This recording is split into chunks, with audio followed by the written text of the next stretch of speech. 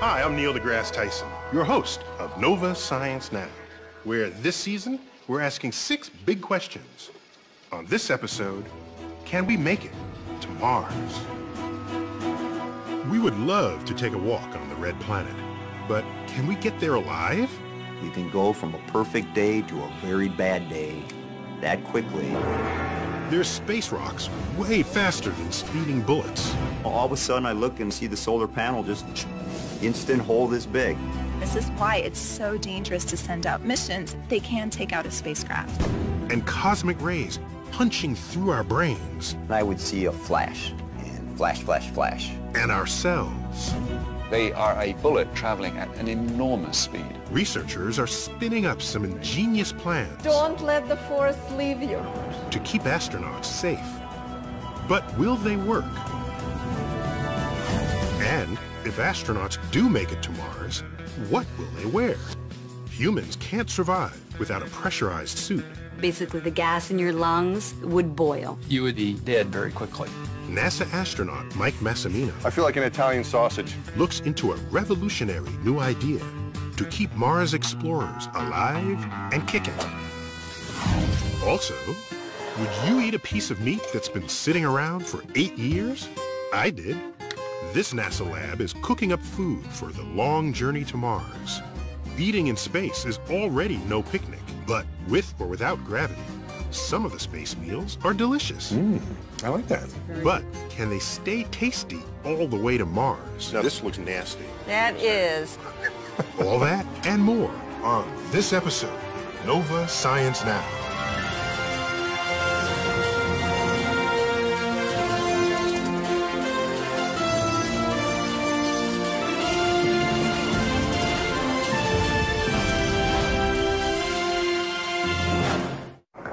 We're right where we wanted to be for Station 2. 4 decades ago, humans first walked on the moon, satisfying our thirst for exploration.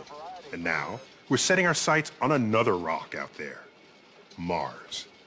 A trip to the red planet would likely cover 500 million miles, about 1,000 times farther than the Apollo missions. A round trip could take 2 or 3 years. And one big challenge is surviving harsh conditions, including some we don't encounter here on Earth.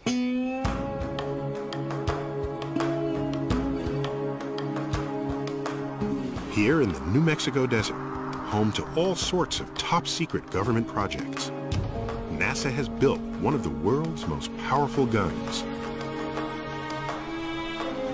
Some 60 yards long, it targets spaceships.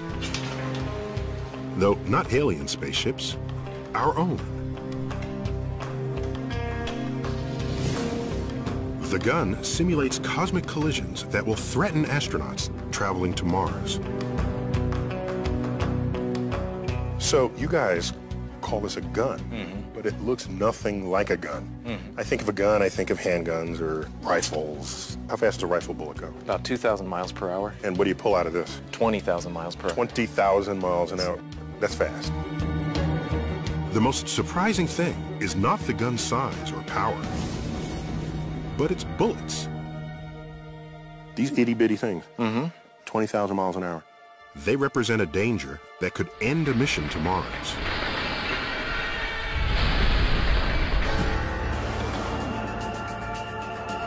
Space is not as empty as you might think, but littered with small fragments of comets, asteroids, and planets called meteoroids.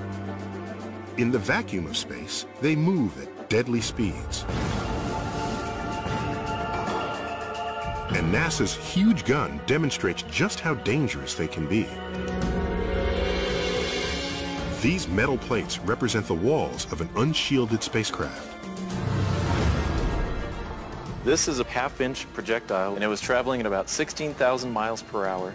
It made a hole in the front plate, and then a slightly larger hole. It kept going. Yes, so an astronaut could be right behind this wall. And this is what is left over. It's essentially a shotgun blast. The speed of the impact shattered the bullet, and its debris smashed ever larger holes in the inner walls. It's a sobering lesson for NASA.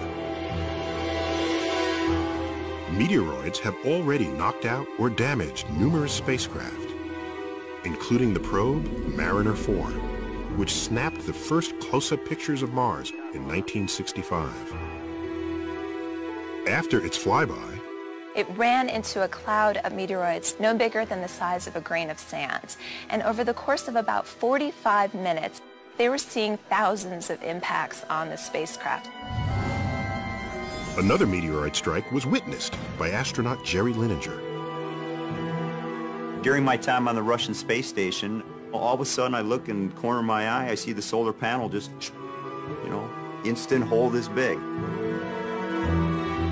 If astronauts are to survive a mission to Mars, we have to find a way to protect them from meteoroids. And so today, the gun will test new lightweight shielding for the walls of a Mars spaceship. It doesn't look very protective.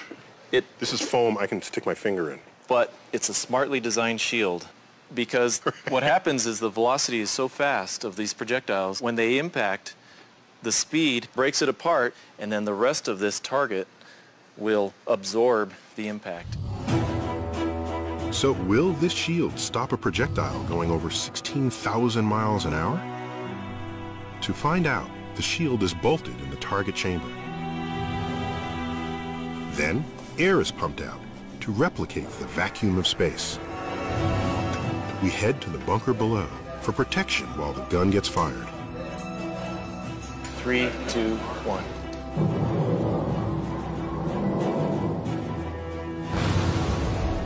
That was cool.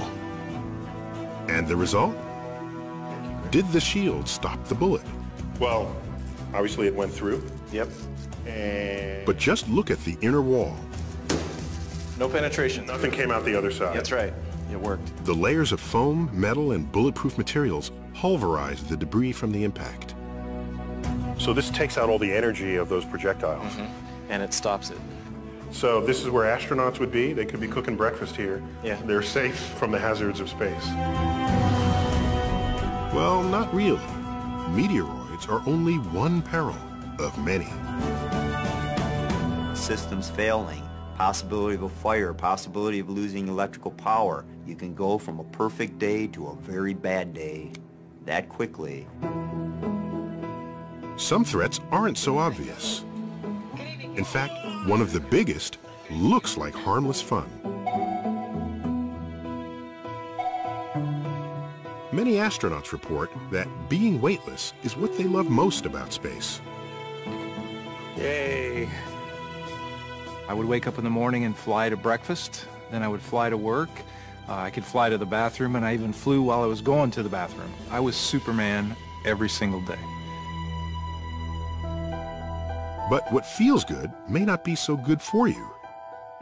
As Jerry Linenger discovered after spending 5 months in zero gravity on the Russian space station. By the time I got back, I had about a 14% bone loss. Now that was isolated to hips, lower spine. My strength level was probably 65% of what I went up there with. With no gravitational force to work against, your body not only doesn't need the same amount of muscle and bone, it starts breaking them down. As on Earth, so in space. Use it or lose it. And exercise may not solve the problem. I exercise 2 one-hour periods every day religiously, and my personal experience is that the bone loss seems to just keep going on and on. And yet, there is a solution. Artificial gravity, a force created by spinning. You can see it in the sci-fi classic 2001: A Space Odyssey. And you can experience it right now in this small spinning room at Brandeis University. As I did recently with neurophysiologist Jonna Kaplan. Notice how we talk to each other, but we don't look at each other. Yes, well, I want to look at you, but I feel it's hard. I'm trying to conduct a conversation, but I'm having trouble turning my head. The rotation, you see, is generating a centrifugal force that pushes everything in the room away from its center, towards the wall. It makes me lean pretty oddly, but as far as my body is concerned... Very good. bad. This force is no different from gravity. To move, I have to work against it. Okay, now I gotta turn around. Turn around slowly. And I mean work. Peel. Everything That's is what I'm just this doing. peeling motion. No chance of muscles and bones wasting away around here. It's the centrifugal force which is pushing him backwards, so he feels like he's got to fight so hard to get away from the wall. And he may feel as much as 30% heavier. Always feel the force. May the force be with me. Don't let the force leave you. Now, remember, this room is on Earth. So, spinning or not, our planet's own gravity is always pulling us downward. Meanwhile, the artificial gravity pushes us backwards. The two forces combined make things hang in here at odd angles. And this is also why the room eventually makes some visitors a bit queasy. But if I were free of real gravity, artificial gravity would have me jogging comfortably on the wall, just like they did in 2001. Now, building a spinning spaceship isn't practical, but a small spinning room on board might suffice, giving astronauts an Earth-like exercise space to keep their bones and muscles from wasting away. Though that's not to say Mars explorers will be safe, even remotely, because they'll still have to face the worst space danger of all. A danger astronauts see simply by closing their eyes. I used to sleep upside down, piece of Velcro around me, close my eyes, and then I would see a flash. And flash, flash, flash. You'd get this single point of light, and then a big circle around it, right there in your brain. The flashes are caused by cosmic rays, subatomic particles like protons, generated by exploding stars far off in our galaxy. Traveling close to light speed, these high-energy particles will pierce a spaceship and its astronauts, their retinas, their brains. This doesn't happen on Earth because our planet's atmosphere and magnetic field protect us from the constant barrage of cosmic radiation. You go to Mars, you're going to get a very heavy radiation dose. There is no way to protect against that. You can't carry lead up into space in a wall that would be thick enough. There's not much to stop them because they are so energetic. They are a bullet traveling at an enormous speed. Pelted by this highly destructive kind of radiation, DNA breaks apart, predisposing the cell to cancer. Research continues, but we have yet to find a practical defense against cosmic rays. You go to Mars, you're raising your risk of cancer lifelong. But there are always innate risks to space travel, and there's no way to get around them, and you just do your best to minimize those risks and control them where you can. So we might be able to protect our Mars explorers from some of the dangers they will face, but only some. Yet knowing all that, today's astronauts are undeterred. In my mind, it's part of our genetic code that we should explore, see what's beyond the mountain, and I would love to be the first person to step on another planet. Just imagine what that would be like. Everything you see would be completely alien to your experiences here on Earth. It would be just an amazing, amazing experience. I would go to Mars under any condition. I would dearly, dearly like to take my wife with me. Human evolution involves exploration. I don't care what the risk is, that's something that you actually are moving mankind forward. It is worth your life, and I'd sign up for that mission in a heartbeat.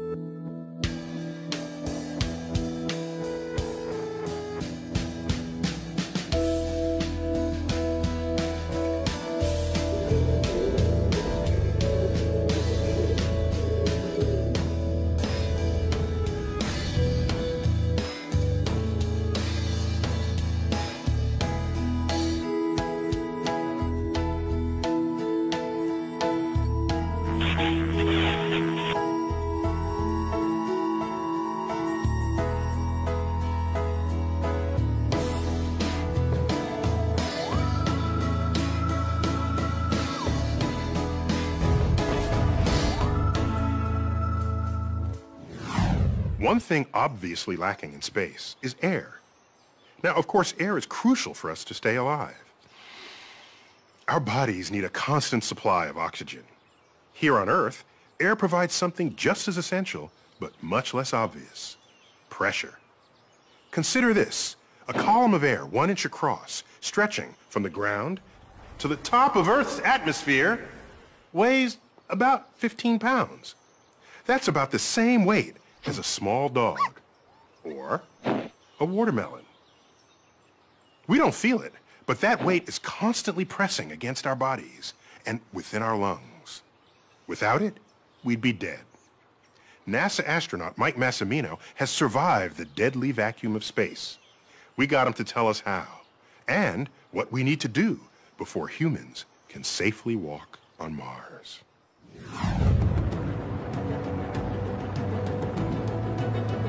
Astronauts like me might not like to admit it, but space is a dangerous place. I've walked in space 4 times. That's me, doing repairs on the Hubble Space Telescope. And every minute I'm out there, I know the only thing between me and oblivion is my spacesuit. First step, getting dressed for space, is to put on some undergarments. So now I have on my TCU, or thermal comfort undergarment, which is slang for long underwear, and underneath that is my MAG, or the maximum absorbency garment, which is slang for diaper. And that answers the question of how do you go to the restroom if you're locked inside of the spacesuit. At roughly $10 million, today's spacesuit is one of the most expensive garments in the entire solar system.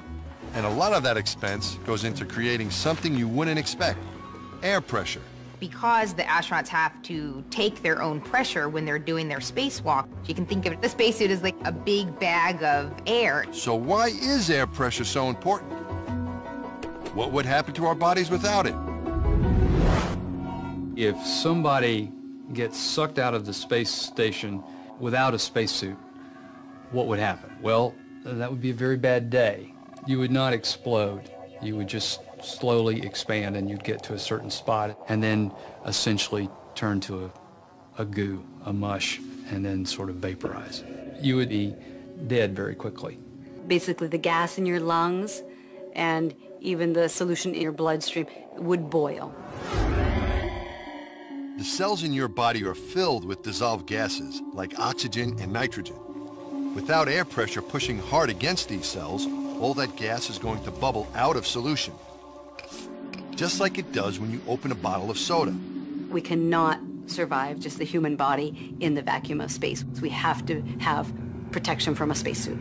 But how much air pressure does the spacesuit need to keep us alive? Down here on Earth, the 1 atmosphere of air pressure at sea level feels very comfortable. As you rise up in altitude, there are fewer air molecules around you, producing less pressure. At 30,000 feet, the height of Mount Everest, the pressure drops to only 1/3 of an atmosphere. Luckily, as long as there's plenty of oxygen, humans can survive okay in 1/3 atmosphere. And that's the amount of pressure they put into the spacesuit. The whole spacesuit is pumped full of air, like a balloon. But even that causes a major problem. It makes the suit incredibly stiff. You can think of it as like a football. When a football's not inflated, you could bend it a little bit. But when it's pressurized, and you would not be able to bend it. And the spacesuit's not that different. And all that stiffness makes the suit extremely hard to move around in. In space, I use up a lot of my energy just fighting the suit. The stiffness is particularly noticeable in the gloves. The pressure that keeps me alive makes it really difficult to use my hands. If you took a rubber band and wrapped it around your fingers, and if you just open and close maybe 15, 20 times, you'll get a feeling of what makes it so physically demanding. Astronauts have been on the front lines of the battle between mobility and life-saving pressure since the beginning of space travel. By the time Neil Armstrong made that giant leap for mankind, it was clear. Leaping was doable. Walking, not so much. Trust me, I know. These suits aren't made for walking. These boots are made for walking, and that's just what they'll do. If we want to send human explorers to Mars, we're gonna need a new kind of spacesuit. We have to have much more robust suits and capabilities before we can even think about going to Mars. Back down on Earth, at my alma mater, MIT, a former classmate, Dava Newman, has set up a space-age garment district. She's trying to create a new spacesuit specifically designed for Mars. Her biggest challenge? Perfecting a whole new way of producing life-saving pressure. My passion is, astronaut performance. Is there a different way, a better way perhaps, to provide pressure? And the solution? Dava wants to shrink-wrap astronauts and apply the pressure directly to their skin. Hollywood's been shrink-wrapping space-traveling actresses for years, but the goal was purely aesthetic. No one knew if you could build enough pressure into a tight suit to keep an astronaut alive. So Dava does a lot of experimenting. Let's roll up your pant leg. All right. We're going to show you a prototype of mechanical counterpressure, meaning where we apply the pressure directly to your skin. We really want you to have maximum mobility, just like you would in your street clothes. Yeah. So I'm going to put the suit completely on you, and like shrink wrap an astronaut. Okay. We need to provide 1/3 of an atmosphere. And we've been working on that for about 10 years. Could we provide enough pressure to keep someone alive? One way to find out is to wrap body parts in super stretchy material to see if you can apply pressure uniformly. Otherwise, it could hurt. I feel like an Italian sausage. That's what I feel like. Wrapping people like sausages is just the beginning. Dava studies human motion, trying to preserve mobility while maintaining pressure. She even tries out her spacesuit ideas on a robot. I'm collecting a lot of data out of the robot because it informs our spacesuit design. But even the tightest girdle-like bodysuit can't provide quite enough pressure to keep a person alive in the vacuum of space. It just isn't tight enough. If we put the astronauts into a compression stocking, that's great, but it still only gets me 2/3 of the way there. How can I get the rest? Looking for inspiration to solve the problem, Dava turns to the animal kingdom. The possibilities are endless. The balletic bat, the slithery snake, or the creature with the highest stature in the animal kingdom, the giraffe? I always wondered, why don't giraffes faint? That's a tall creature. His head's down, eating on the grass, puts his head up to reach the tree, 5 meters. Why doesn't he faint? So what about a giraffe's physiology keeps its blood from rushing out of his head? I actually think giraffes have like an internal G-suit, an instantaneous pressurization. Special muscles in the giraffe's blood vessels constrict to create pressure. That blocks the blood from escaping out of his head. Maybe we can learn from nature biomimicry, and as an engineer, put that into some of our designs. The constricting vessels in the giraffe's upper neck inspired the idea of building additional pressure into the suit with a tight web of super strong red fibers. Now what I'm doing is giving you a bit of structure. Through that structure, I can actually even carry more pressure. So if you just had the complete suit here without the lines, you'd be able to move around in it fine, but you wouldn't get the pressure, the protection you need to work in the vacuum of space. Right. But the red lines need to go in just the right places so they don't inhibit mobility. Though we don't have a complete full pressure suit yet, we're getting there. And Dava's built a slightly looser mock-up. This could be the spacesuit of the future. I can't wait to see what she looks like. She calls it the biosuit. You look like a superhero. I want to be Elastigirl. Yeah, Elastigirl You is look one like of my favorites. Elastigirl. You look like it's just futuristic. Amazingly, a combination of tight, stretchy fabric and a stiff web of fibers looks like it can provide the necessary pressure directly to the skin. Then you see some... But it isn't easy. What is the hardest part of the body to pressurize in this suit? It's definitely the elbows, the joints, and the concave areas, the back of the knees, armpits. Those areas are really complicated. I volunteered to test drive her suit in space. Unfortunately, the mock-up isn't mission ready. And it only comes in lady sizes. When are you going to be ready for prime time? We would really need a few more years of research, so that's where we're at in terms of the development of the suit. A fully functional biosuit will contain smart wires, so scientists can monitor your vital signs. The hard backplate will support the oxygen tanks needed for breathing. Speaking of breathing, That part of the suit would be pretty much the same as today, with a gas pressurized helmet. But you'll breathe easier. Dave has found you could run around in the biosuit and consume about 50% less oxygen than you would in today's bulky suit. We've proven the technical feasibility. This is possible. We might have this incredibly different way to design spacesuits for the future. I may be too old to go to the Red Planet, but it's almost certain that the astronauts of tomorrow will have a very different wardrobe than the one I've been wearing. They'll have suits that are made for walking.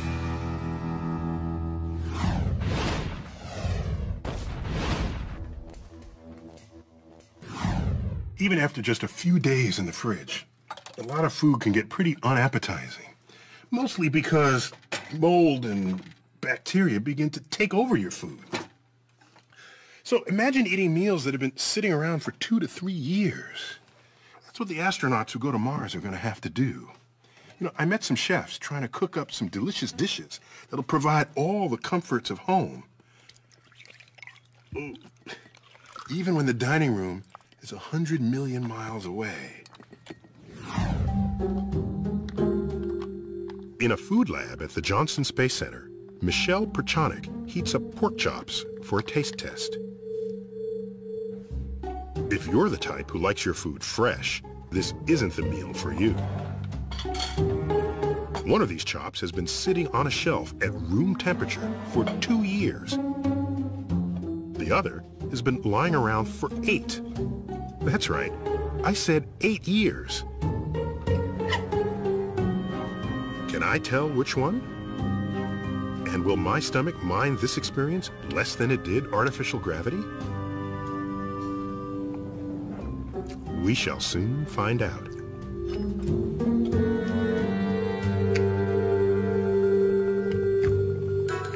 I think this one's older. So in other words, it wasn't obvious to me that one was 8 years old and one was 2. But if I were to guess, I would say this one, because the meat was just a little mushier. And I'm thinking maybe it would break down over time. Actually, that one's the 2-year-old product, and this one's the 8-year-old product. So I was wrong. You were wrong. Michelle heads up a team figuring out how to feed astronauts all the way to Mars and back. The food will have to be nutritious, last for years, taste good, and, of course, behave itself in zero gravity. You see, weightless foods tend to do the darndest things, which limits the menu. Anything that can just float in the air easily is a problem. It's going to get in people's sleeping bag, it's going to get in science experiments, it's going to get in people's eyes. One of the reasons I cut my hair when I was up there was I was worried about people at the dinner table eating, and then a piece of my hair comes by and floats in their mouth. Astronauts cook by adding cold or hot water to freeze-dried foods, or heating food pouches in an electric warmer. A pair of scissors, in space more useful than a fork or spoon, opens the meals, which actually can be pretty good, as I discover courtesy of Vicki Claris, Michelle's colleague. Okay, what's next? Okay, we have one of our thermostabilized entrees, Fiesta chicken. Thermostabilized. Again, it's just preserved. Preserved. Okay. Shelf stable. Preserved is a little more appetizing than thermal stabilized. Put simply, it's a way of killing germs with heat. And I see Cyrillic characters here in Russian. Well, actually, in Russian, it translates as party chicken. Party chicken. Which was a little difficult for our Russian colleagues to understand. We'll taste this. I like that. It's a very good product. Good for Earth orbit. But what about Mars? When it comes to feeding an expedition like that, problems multiply. Tomato and basil. Michelle and Vicki must plan 7,000 meals and snacks to nourish 6 people for up to 3 years. And if food is sent ahead of the astronauts, it will have to keep for 5 years.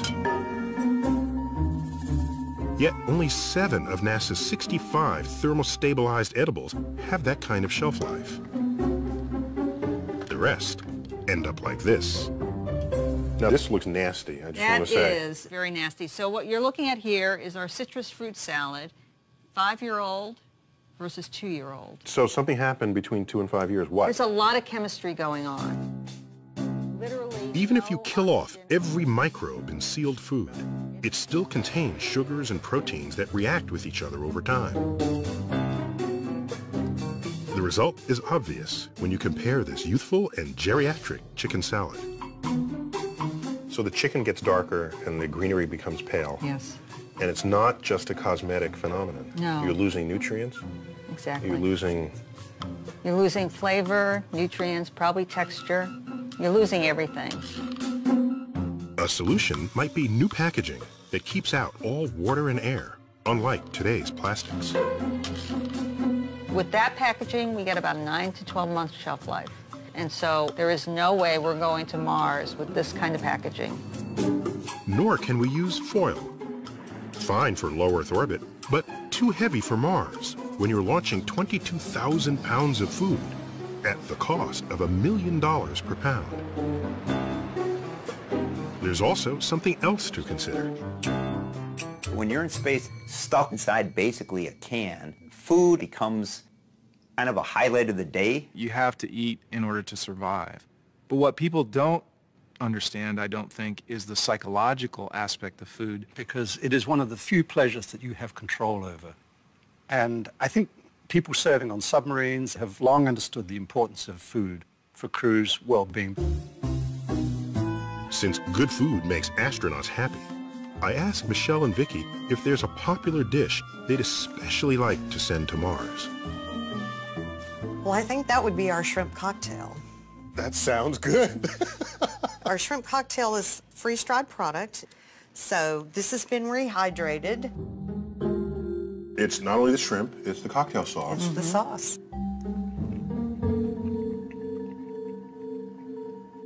If Earth were 50 million miles away, this would be 5 stars. But on Earth, I've had better shrimp cocktail at the local... I certainly hope so.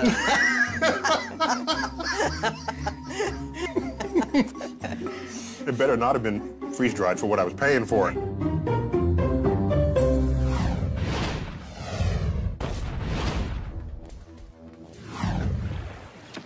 If you have to cross a great distance with no pit stops, the slower you go, the more supplies you're forced to carry. And if your route takes you through dangerous territory, all the more reason to speed things up. It's especially true for a round trip to Mars, which, with current technology, might take 2 or 3 years. Correspondent Jake Ward caught up with some folks trying to revolutionize spaceflight. And if their plans work, future spaceships would go so fast, they'd leave our long-distance traveling woes far behind us. The space between Earth and Mars is filled with stuff that can kill you. Meteoroids can smash your spaceship to bits. Zero gravity eats away at your bones. And cosmic rays increase your odds of getting cancer. The risks all get worse the longer the trip. Right now, the best rockets would take 2.5 years to get us there and back. 2.5 years is what I see as the biggest risk going to Mars. Why so long? The problem is fuel. The fuel in this shuttle tank weighs almost 1 million pounds. And that just gets you into near-Earth orbit. Mars is still more than 35 million miles away. You can't carry enough fuel to fire engines all the way to Mars. In fact, a chemical rocket would empty its gas tank just escaping Earth's gravity, and then would let momentum carry it the rest of the way. Now, the problem with that is that you're coasting the whole way. Which takes a very long time. The other problem with that is that if anything goes wrong, you're stuck. You have no abort capability in mid-flight. Former astronaut Franklin Chang Diaz is well aware of the dangers of such a mission. At that point, you have no choice but just to continue to go. And God forbid, you lose propellant or you lose an oxygen tank, and it's not going to be possible to really return. And we would watch this crew die for months in front of the whole world. To make sure this doesn't happen, engineers are designing new kinds of rockets that could go much faster and more efficiently.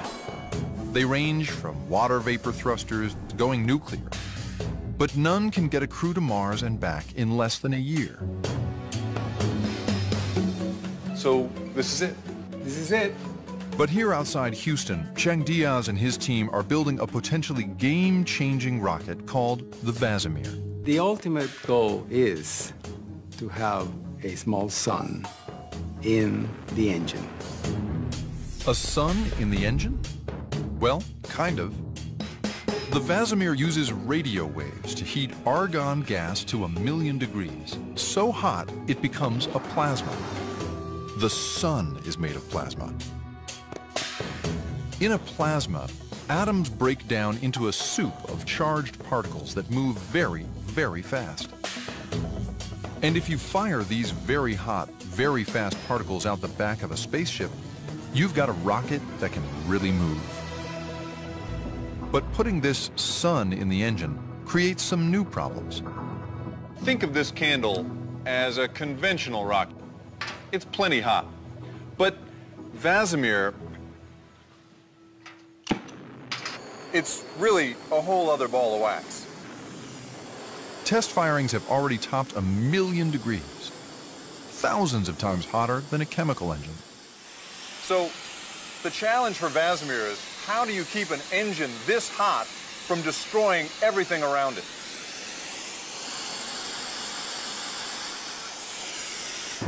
This was 316 stainless, and it was in the way of the plume coming out, and it pretty much, it did a pretty good job. Yeah, I don't know much, but this is broken. I know that much. Holy cow.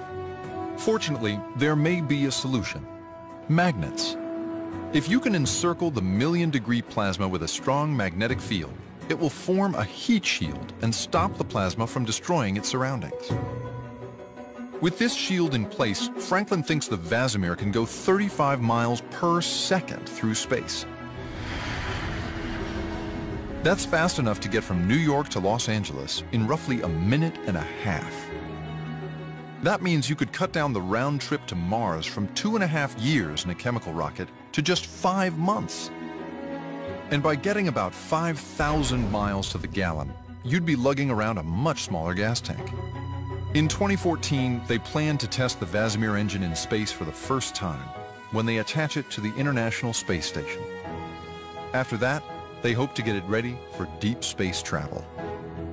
And if it's successful, It completely opens up not just a mission to Mars, but it opens up potentially the entire solar system to human exploration.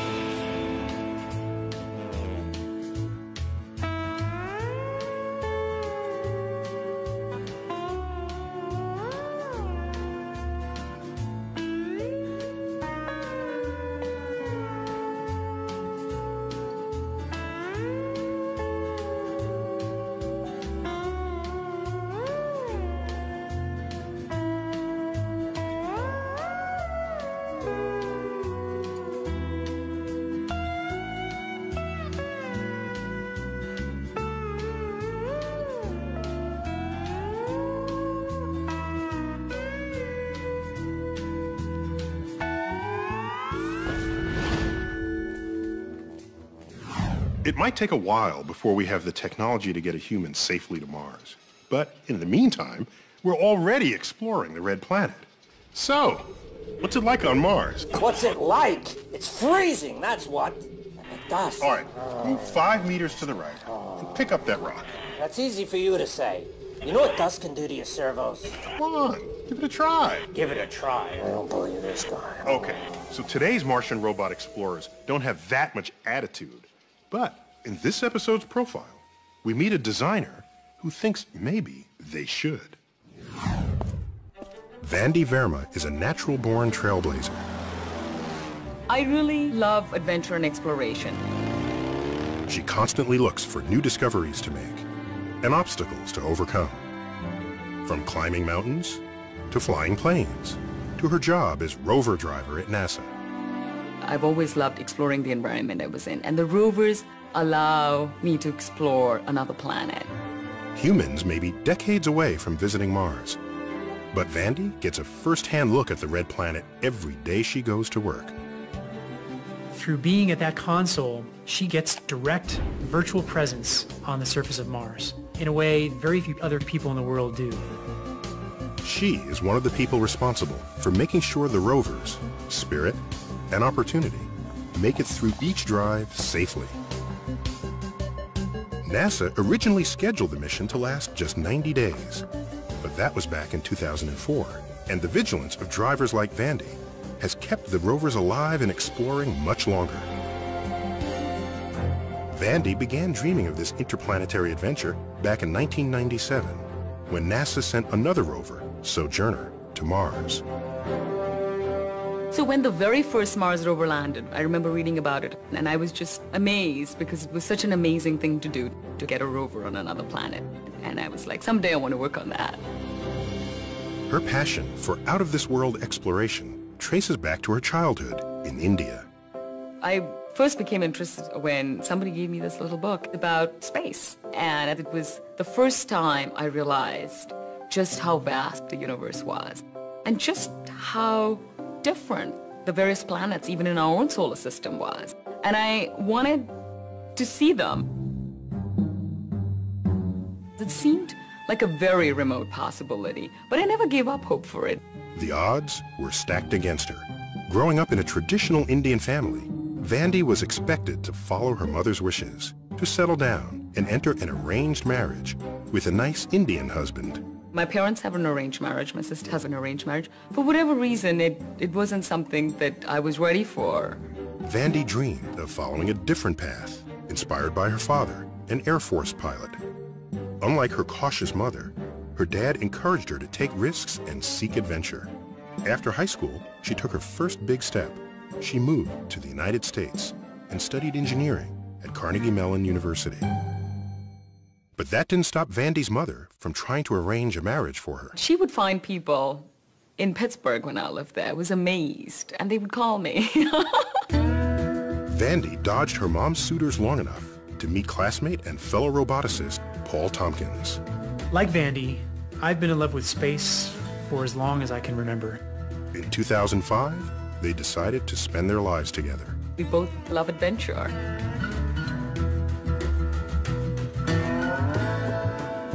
They share a love for taking risks, but not chances. It's very natural for me to take risk. At the same time, it's calculated risk. So she has the element of adventure on one side, but then she's smart about it because she's not going to take a foolhardy risk. She realized that this calculated risk mindset would also help navigate her new field. I discovered robotics when I was at Carnegie Mellon, and instantly I knew this was what I wanted to do. Robots are incredible for exploring space or any areas where it's hard to send humans because we don't have to worry about survival, food and water. While getting her PhD, Vandy headed to the Atacama Desert in Chile to hone her robot driving skills in its Mars-like terrain. Atacama is a place where they measure rainfall in millimeters per decade. And that was a perfect place for us to take our robot and do an astrobiology experiment to look for life.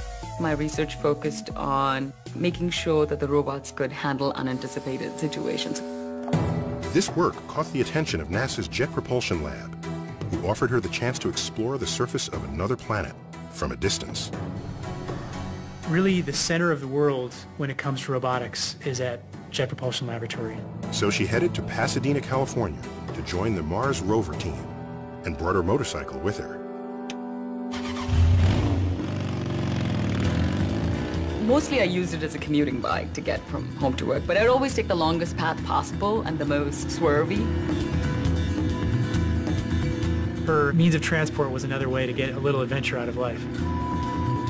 As a rover driver, she pushes Spirit and Opportunity to get as much data as possible without breaking them. Safety is the biggest concern, but you can't be so risk-averse that you don't go anywhere.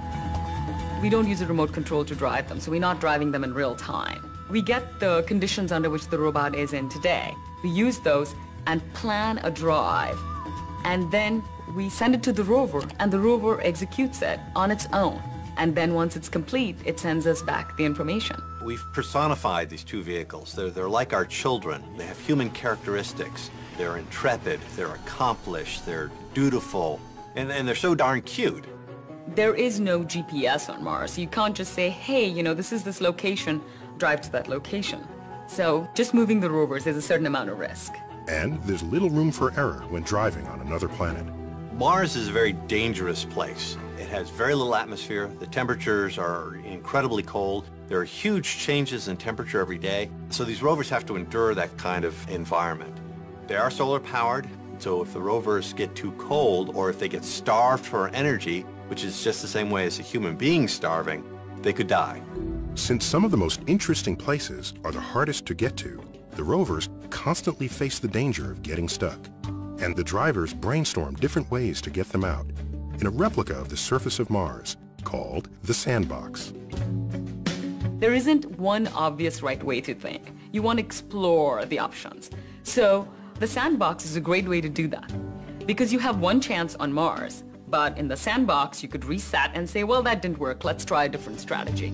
You may choose to drive forward. You may choose to try to do it with a slight turn, an uphill turn, or drive backwards, maybe wiggle the wheels in order to loosen the terrain up. Once we figure out what solution works best, then we do it on Mars, with that one chance we have on Mars. The JPL team has avoided an end of mission since 2004. That's more than 25 times longer than the original plan. And this run has been key to the rover program's revolutionizing our knowledge of Mars. The rovers have detected signs of past water. We've detected minerals that show that there was water. And since water is the elixir of life as we know it, these findings suggest fantastic possibilities. What the rovers have found is that Mars at one time was much more like the Earth than it is today. And this is very exciting and very intriguing because if it was like the Earth at a time when life started on the Earth, did life start on Mars or is there life there today? Whenever you see some sort of a discovery made by the rovers, you sort of feel that you helped them along. It is a little bit parental feeling that, hey, you know, I'm proud of that rover.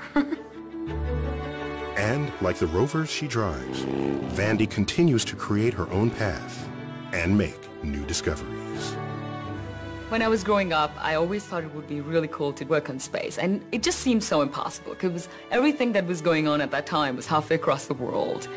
And now, when I do look back upon it, it is very amazing to think that, wow, I am very fortunate to be able to live what I dreamt about.